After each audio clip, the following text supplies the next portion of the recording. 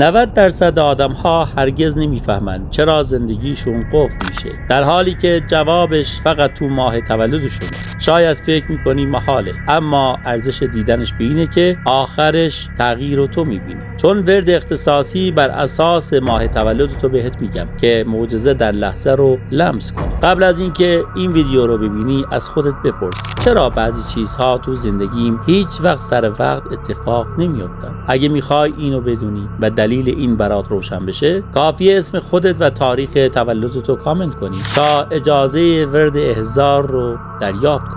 عاشقان ماورا، درود بر شما. قبل از شروع میخوام از همه شما همراهان عزیز سپاسگزاری کنم بابت این همه پیام مهر و محبت شما عزیزان. حتما این ویدیو رو لایک کنید و ما رو دنبال کنید یه ویدیوی بعدی که مهمترین ویدیو از دست ندید. اما چه رازهای پنهانی در ماه تولد وجود دارد؟ از فرشته نگهبان تا طالع روحی، حیوان قدرت، روزهای خوشیوم و ورد احسان.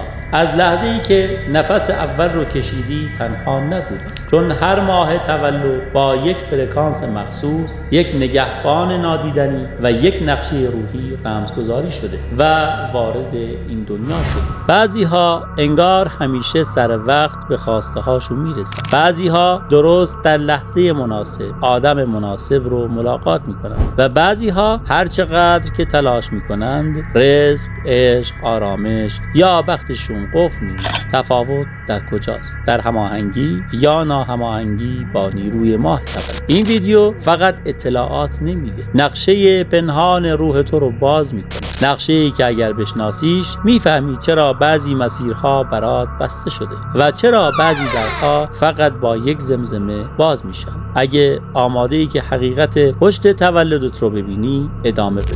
فرشته نگهبان و قدرت اصلی هر ماه تولد: فروردین، عنصر آتش. فرشته ملکیا، قدرت شروع‌های انفجاری، شجاعت بی‌دلیل، شکستن طلسم تعلل و فعالسازی اراده. اردیبهشت، عنصرش خاکه. فرشته اسفیال، قدرت، ثبات، جذب رزق پایدار، امنیت مالی، آرامسازی روابط سمی. خرداد، عنصر هوا. فرشته رافائل، قدرت، نفوذ کلام، هوش زبانی، متقاعدسازی، پیام رسانی و اثرگذاری. تیر، عنصر آب. فرشته گبریال، قدرت، شهود قوی، خوابهای صادق، پیوندهای عاطفی عمیق، حفاظت روحی. مرداد، عنصر آتش. فرشته شمیال، قدرت، اقتدار، دیده شدن، کاریزما، رهبری و جذب احترام. شهریور، عنصر خاک. فرشته زرکیا، قدرت، نظم الهی،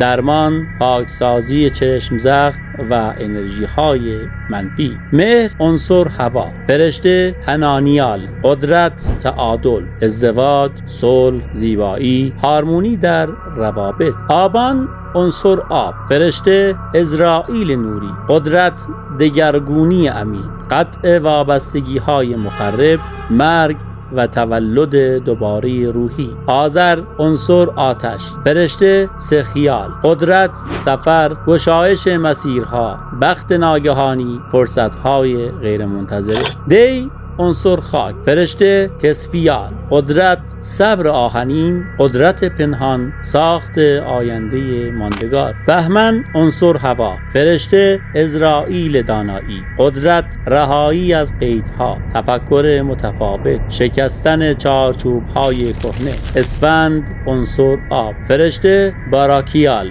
قدرت، رحمت، اجابت دعا، شفا، بخشش، اتصال به غیب. طالع روحی و جفت‌های سازگار بر پایه عناصر. ماهای فروردین، مرداد، آذر عنصر آتشن. جفت روحی با هوا و آتش، ناسازگار با ماهای عنصر آب، احساسات افراطی. ماهای اردیبهشت، شهریور، دی عنصر خاکن. جفت روحی با آب و خاک، ناسازگار با ماهای عنصر آتش، عجله و بی ثباتی. ماهای خرداد، مهر، بهمن عنصر هوا، جفت روحی با آتش و هوا، ناسازگار با خاک، سختگیری و کنترل. ماهای تیر، آبان، اسفند عنصر آبند، جفت روحی با خاک و آب، ناسازگار با آتش، سلطه‌جویی و تندی. حیوانات طالع، حیوان قدرت. فروردین، شاهین، حمله دقیق، تصمیم سریع. اردیبهشت، گاو کوهی، رزق، استقامت. خرداد، روباه، هوش، تطبیق.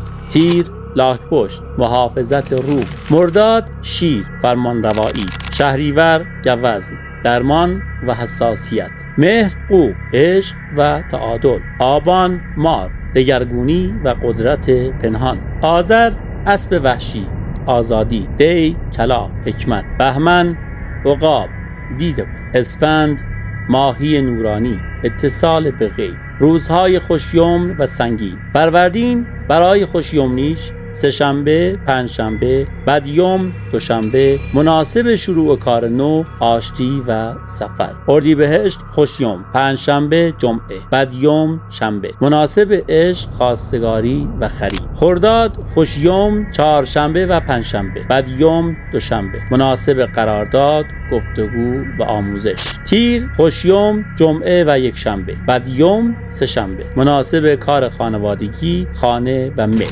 مرداد، خوشیوم، پنجشنبه، جمعه و بدیوم، شنبه است، مناسب قدرت، ارتقا و نفوذ کلام. شهریور، خوشیوم، چهارشنبه، پنجشنبه، بدیوم، دوشنبه است، مناسب نظم، حساب و کتاب و شغل. مهر، خوشیوم، جمعه و یکشنبه است، بدیوم، سه‌شنبه است، مناسب روابط، صلح و ازدواج. آبان، خوشیوم، پنجشنبه، جمعه، بدیوم، شنبه، مناسب رازگشایی، شهود و رهایی. آذر، خوشیوم، چهارشنبه، پنجشنبه، بدیوم، دوشنبه، مناسب سفر، تحصیل و توسعه. دی، خوشیوم، جمعه، یکشنبه، بدیوم، سه‌شنبه، مناسب ثبات، برنامه ریزی، کار بلند مدت. بهمن، خوشیوم، پنجشنبه و جمعه، بدیوم، شنبه، مناسب تغییر، فناوری، تصمیم نو.